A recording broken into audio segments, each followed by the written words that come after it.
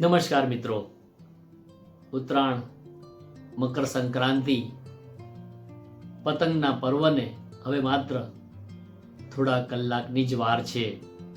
પતંગોને કિન્ના બંધાઈ ગઈ હશે, પેલી ફિરકી પણ તૈયાર હશે. હવે આપણે રાહ જોઈએ કે ક્યારે 14મીની સવાર પડે અને ધાબા પર પહોંચી જઈએ. પતંગ પર્વ એ આપણા જીવન સાથે સંકળાયેલો પર્વ છે.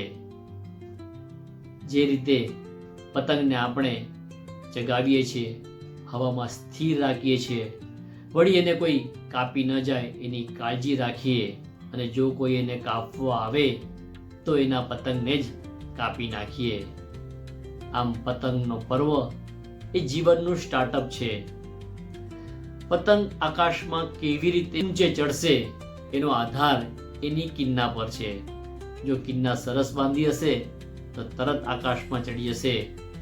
એ જ રીતે જીવનમાં પણ જો સારી રીતે આયોજન કર્યું હશે તો જીવન પણ સરળતાથી વીતી જશે. ખરું ને? પતંગ ચગાવી દીધા પછી આકાશમાં તમે એકલા નથી. આકાશમાં અનેક પતંગો હોય છે. એ જ રીતે જાહેર જીવનમાં પણ અનેક લોકો વચ્ચે આપણે જીવવાનું હોય છે.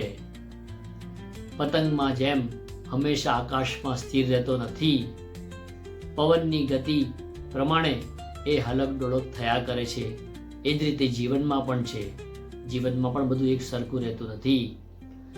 પતંગને ચગાવવામાં જેમ આપણે કોઈક વખત ઢીલ મૂકીએ તો કોઈક વખત ખેંચ મારીએ, એ જ રીતે જીવનમાં પણ થતું હોય છે. આકાશમાં ઉડતા તમારા પતંગને કાપવાનો પ્રયાસ થાય ત્યારે તમારે કુશળતા દેખાડવી પડે. ત્યારે પતંગને બાંધેલી કિન્ના, તમારી મજબૂત દોર અને તમારે તમારી આવડત દેખાડવી પડે. તો તમારો પતંગ આકાશમાં ઊંચે ને ઊંચે લાંબા સમય સુધી ટકી રહે. ટૂંકમાં તમે જીવનમાં પણ સફળતા મેળવતા રહો. આકાશમાં અનેક પતંગો હોય, એકબીજાને કાપતા રહે અને કપાતા રહે. મિત્રો, આકાશમાં ઊંચે ઉડેલો પતંગ ક્યારેક તો નીચે આવે જ, એમ બધાએ એક સમયે તો નીચે આવવું જ પડતું હોય. પતંગ જેવું જ માનવી માટે પણ છે. ગમે એટલી મહેનત કરે પરંતુ ક્યારેક તો પરાજય સ્વીકારવો જ પડે. એવું જ માણસ માટે પણ છે. પરંતુ જેમ એક પતંગ કપાઈ જાય અને આપણે નિરાશ થતા નથી, તરત જ બીજો પતંગ ચગાવીએ છીએ ને, એ જ રીતે આપણે પણ એ પરાજયને ભૂલીને નવા સ્ટાર્ટઅપ માટે તૈયાર રહેવું જોઈએ.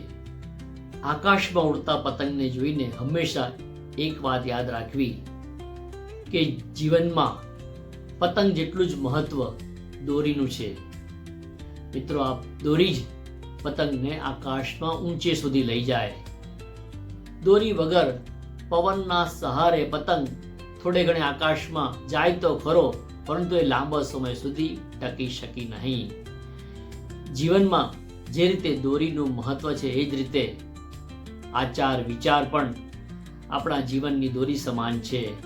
જે રીતે પતંગના માંજાને કાચ અને રંગથી ધારદાર અને રંગીન બનાવાય, એ જ રીતે જીવનરૂપી માંજાને પણ તમારા સારા આચાર વિચારથી ધારદાર અને રંગીન બનાવીને તમારા જીવનરૂપી પતંગને આકાશમાં લાંબો સમય સુધી આપણે ઉડાવી શકીએ. અને હા, કોઈનો ચગાવેલો પતંગ કપાય અને એની લૂંટી લઈએ એની રાહ જોઈને બેસી રહેવું જોઈએ નહીં. એના કરતાં તો આપણે આપણા પતંગને ચગાવવા પર જ ધ્યાન આપવું જોઈએ. કોઈનો લૂંટેલો પતંગ ચગાવનારાઓ ક્યારેય ઊંચે જઈ શકતા નથી. એ જ રીતે કોઈનું લૂંટેલું લઈ લેનારાઓ ક્યારેય જીવનમાં સાચો આનંદ માણી શકતા નથી. તેથી નાનો તો નાનો પણ પોતાનો પતંગ જ ચગાવવો જોઈએ. સૌને પતંગ પર્વની શુભેચ્છાઓ. કાયપો છે.